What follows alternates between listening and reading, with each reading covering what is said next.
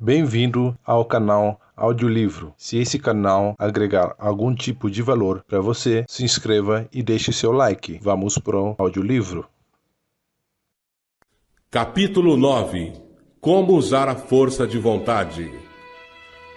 Para começar a ficar rico de uma maneira científica, você não precisa aplicar sua força de vontade em nada que esteja fora de você mesmo. Você não tem direito de fazer isso de maneira nenhuma. É errado tentar influenciar outros homens e mulheres a fim de induzi-los a fazer o que você deseja. É totalmente errado coagir pessoas pelo poder mental, assim como é coagi-las pelo poder físico também. Pessoas compelidas pela força física a fazer coisas para você serão reduzidas e escravas. E induzi-las por meios mentais é exatamente a mesma coisa.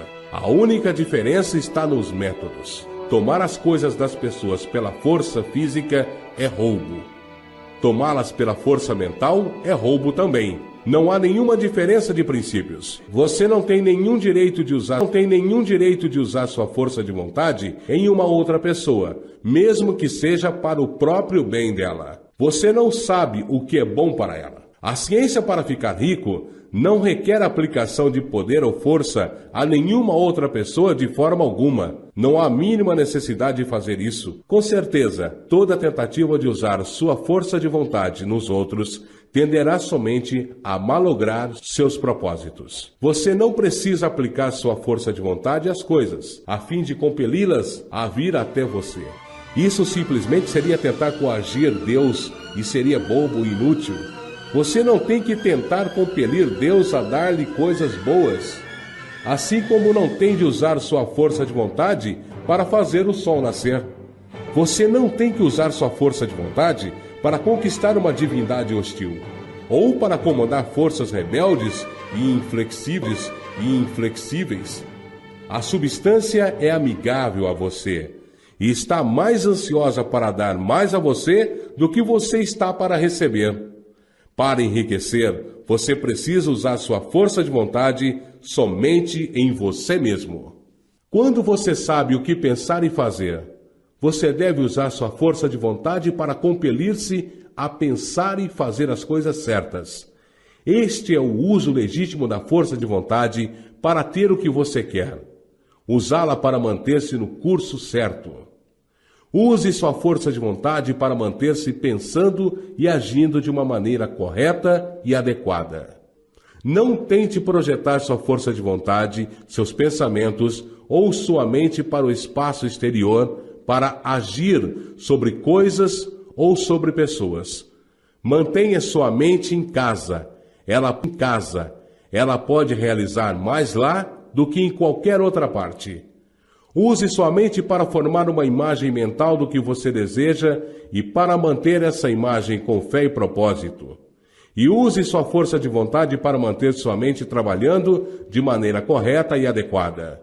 Quanto mais constantes e contínuos forem seu propósito e fé, mais rapidamente você ficará rico, porque fará somente impressões positivas na substância e não as neutralizará nem as deslocará com impressões negativas.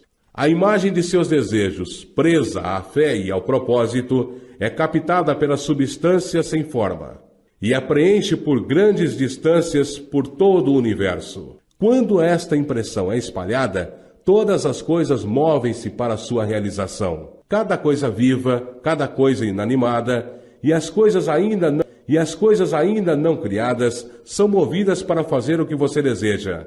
Toda a força começa a ser exercida nesse sentido. Todas as coisas começam a se mover para você.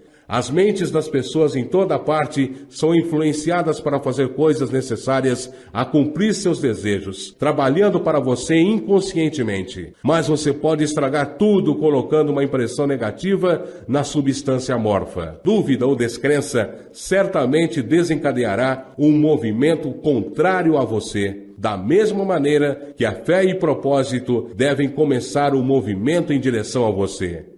É a falta de compreensão disto que faz a maioria das pessoas falharem.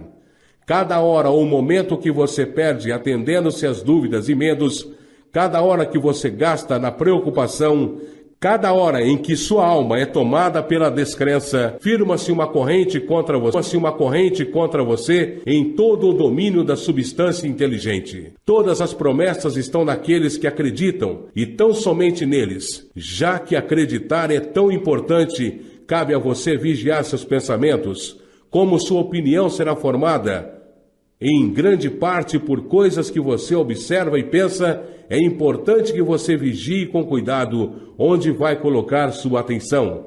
E aqui a vontade incide na prática, porque é por sua vontade que você determina em que coisas deve prestar atenção. Você não deve observar a pobreza. As coisas não se formam pensando-se em seus opostos. Não se pode alcançar a saúde estudando ou pensando na doença. A retidão não pode ser promovida estudando ou pensando em pecado. E ninguém enriquece estudando e pensando na pobreza. A medicina, como a ciência da doença, aumentou a doença. A religião, como a ciência do pecado, promoveu o pecado. E a economia, porque é um estudo da pobreza, encherá o mundo com a miséria e necessidade. Não fale sobre a pobreza, não investigue ou relacione-se com ela. Nunca se preocupe com suas causas. Você não tem nada com isso. O que diz respeito a você é a cura. Procure não perder seu tempo nas chamadas campanhas de caridade ou trabalhos de caridade.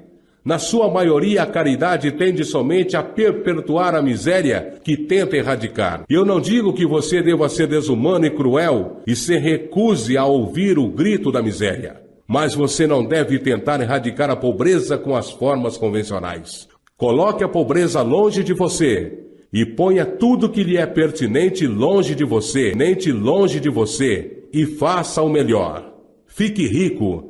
Esta é a maneira de você poder ajudar os pobres. E você não pode ater-se à imagem mental que o tornará rico se você enche sua mente com os retratos da pobreza e de todos os seus problemas. Não leia livros ou revistas que dão especial atenção à miséria, aos moradores de asilos, aos horrores do trabalho infantil e assim por diante. Não leia qualquer coisa que encha sua mente com as imagens sombrias do sofrimento e da necessidade. Você não pode ajudar os pobres sabendo essas coisas, e o conhecimento difundido delas não acaba com a pobreza. O que acaba com a pobreza não é guardar os retratos da pobreza em sua mente, mas sim ter os retratos da riqueza, abundância e possibilidade nas mentes dos pobres. Você não está abandonando os pobres em sua miséria, quando você se recusa a permitir que entre em sua mente o retrato dessa miséria. A pobreza pode ser erradicada, não aumentando o número de pessoas bem-intencionadas que pensam na pobreza,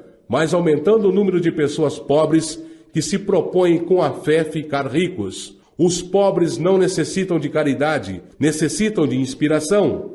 A caridade somente dá a eles o pão para mantê-los vivos em sua miséria, ou dá a eles o entretenimento para fazê-los esquecer disso por 1 ou 2 horas. Mas a inspiração pode fazer com que saiam de sua miséria. Se você quiser ajudar aos pobres, mostre-lhes como podem se tornar ricos. Prove ficando rico você mesmo. O único modo da pobreza ser banida para sempre do nosso planeta será tendo um grande e constante crescimento do número de pessoas praticando os ensinamentos desse livro. As pessoas devem ser ensinadas a tornarem-se ricas pela criação, não pela competição. Toda pessoa que enriquece pela competição derruba a escada pela qual subiu e derruba os outros, mas cada pessoa que fica rica pela criação abre caminho para que milhares a sigam e as inspira a fazer o mesmo. Você não está sendo duro de coração ou tendo má vontade quando você se recusa a ter piedade da pobreza. Ver a pobreza, ler sobre a pobreza, pensar e falar sobre ela ou escutar aqueles que falam sobre ela. Use sua força de vontade para manter sua mente fora do assunto da pobreza e para mantê-la com fé e propósito da imagem do que você deseja